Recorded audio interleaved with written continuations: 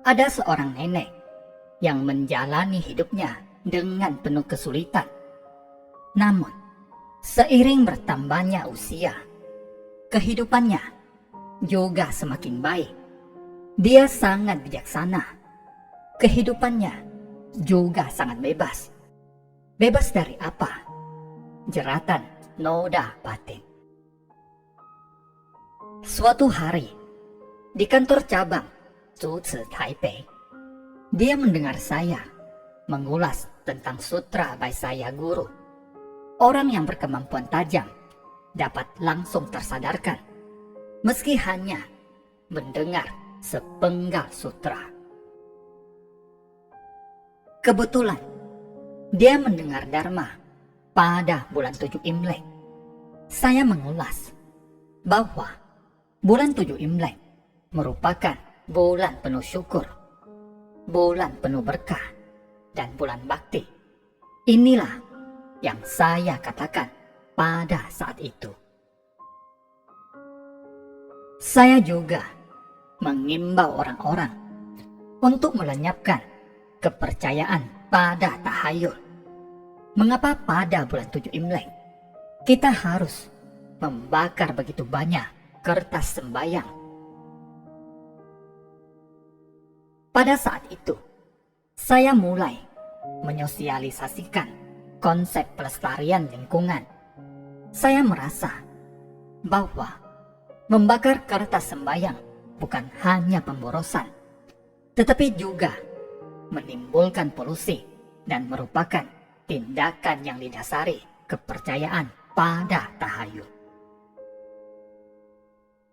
Saat itu, saya berbagi sebuah kisah asal mula membakar kertas sembahyang. Ada seorang perempuan yang ingin membantu suaminya berbisnis. Dia berkata kepada suaminya bahwa dia merasa menjual barang yang dipakai setiap orang merupakan cara terbaik untuk mencari keuntungan. Dia pun mulai berpikir untuk menjual kertas yang dipakai dalam keseharian. Setiap orang pasti akan meninggal dunia. Ada pula orang yang memohon kepada dewa. Orang-orang memohon kepada dewa karena takut akan kematian. Karena itu, perempuan itu pun memikirkan sebuah ide cemerlang. Dia berkata kepada suaminya, "Kamu turuti perkataan saya. Kamu pasti akan mendapatkan keuntungan besar." Suaminya bertanya, "Apa yang harus saya lakukan?" Dia berkata, "Kamu harus berpura-pura mati." Suaminya sangat marah. Namun, istrinya berkata, "Ini demi mencari nafkah. Saat kamu berpura-pura mati, saya akan menangis dengan keras agar tetangga kita tahu bahwa kamu sudah meninggal dunia. Saat saya menangis dan orang-orang datang untuk berbelasungkawa, kamu harus menahan nafas." Suaminya benar-benar menuruti perkataannya. Dia mulai menangis dengan keras, sehingga tetangga pun berdatangan. Saat dia menangis dan ada orang yang datang, suaminya pun menahan nafas. Banyak warga di desa itu yang datang untuk berbelasungkawa. Orang-orang merasa iba pada mereka. Setelah memberikan penghiburan, para warga pun meninggalkan rumah mereka. Lalu, sang istri berkata kepada suaminya, "Bangunlah, kamu sudah boleh bernafas." Pada saat jam makan, setelah orang-orang pergi, suaminya pun bangun untuk makan.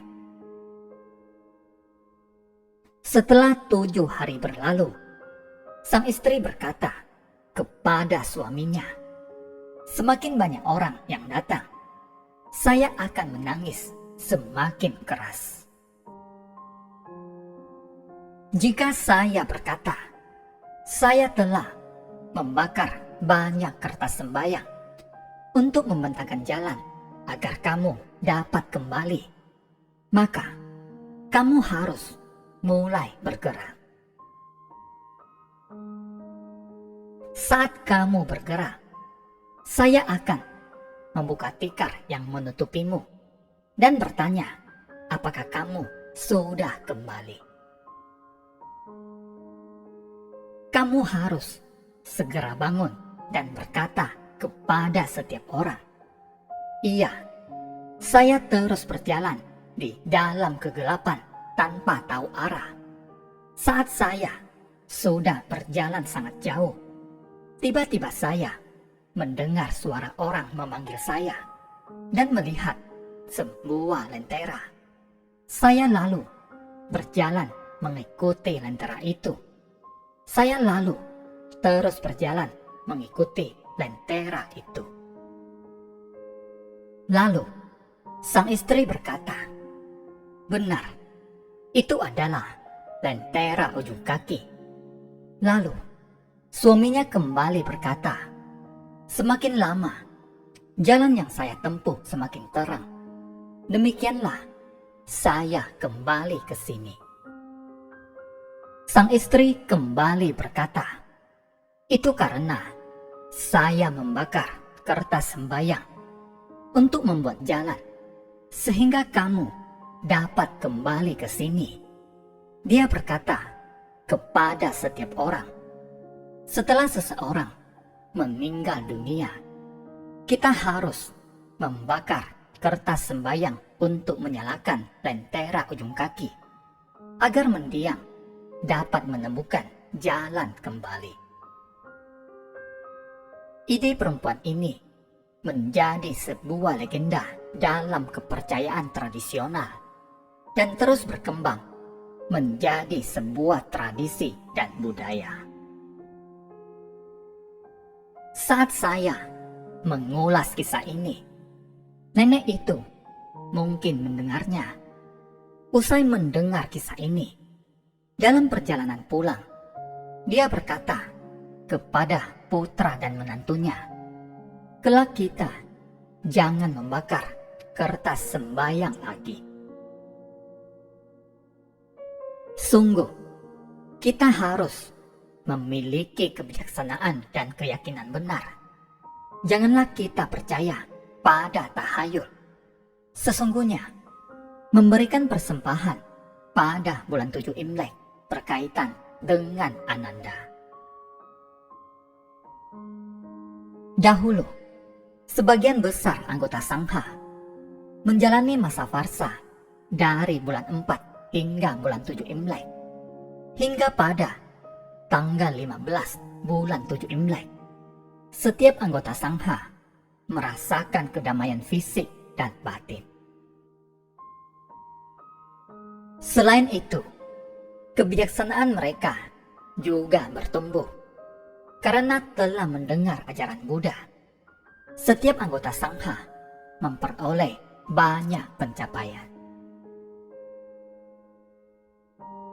Jadi, tanggal 15 bulan 7 Imlek merupakan hari paling bersukacita bagi Buddha karena melihat pencapaian para muridnya. Suatu kali, saat sedang bermeditasi, tiba-tiba Ananda melihat sosok setan yang sangat buruk rupa di hadapannya. Ananda bertanya, mengapa kamu terlihat begitu menakutkan dan buruk rupa? Setan itu berkata, tidak lama kemudian, tepatnya 3 hari lagi, kamu juga akan buruk rupa seperti saya. Kehidupan manusia tidak kekal. Kehidupanmu hanya tersisa 3 hari lagi. 3 hari kemudian, kamu akan sama seperti saya. Ananda merasa sangat takut dan segera bertanya kepada Buddha. Buddha berkata kepada Ananda, "Engkau hendaknya membangkitkan ketulusan. Saat masa farsa berakhir, ada banyak praktisi yang memperoleh pencapaian. Engkau hendaknya menggunakan hati yang paling tulus untuk memberikan persembahan kepada orang-orang yang memiliki teladan kebajikan. Dengan begitu, baru engkau bisa melewati kesulitan ini." Ananda benar-benar melakukannya dengan hati yang sangat tulus. Di India, orang-orang menyantap makanan dengan menggunakan jari tangan. Karena itu, sebelum memberikan persembahan, Ananda membawa baskom berisi air agar orang-orang dapat membasuh tangan dan mengeringkan tangan.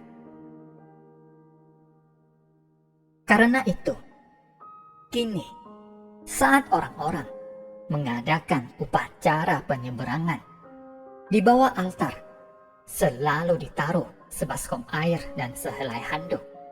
Ini merupakan kebiasaan yang terus diwariskan dari saat itu.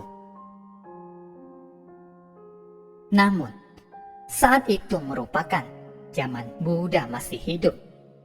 Saat itu, di dalam vihara, para anggota sangha menjalani masa farsa. Setiap orang berkumpul bersama untuk melatih diri dan memupuk pahala kebajikan. Setelah memperoleh berbagai pencapaian, mereka bersama-sama berdoa bagi Ananda. Jadi, bulan 7 Imlek seharusnya merupakan bulan penuh berkah karena banyak praktisi memperoleh pencapaian.